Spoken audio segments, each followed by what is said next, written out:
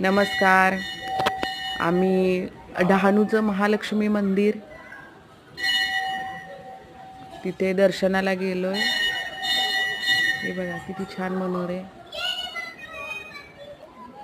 त्याच्यानंतर थोडंसं बाहेरला त्यानंतर ते तिथं स्वस्तिक आणि ओम दिव्यांनी सजवतेत. त्यांची काहीतरी मानता असेल तर त्यांनी तिथे 108 दिवे स्वस्तिक आणि ओम मध्ये केले. हे देवीची मूर्ती तिकडे देवी आहे. ते दिसत नाही, थोडासा अंधार आहे. मस्त आहे मंदिर. हे छोटंसं मंदिर देवीचं. तिथं हे लोकांचं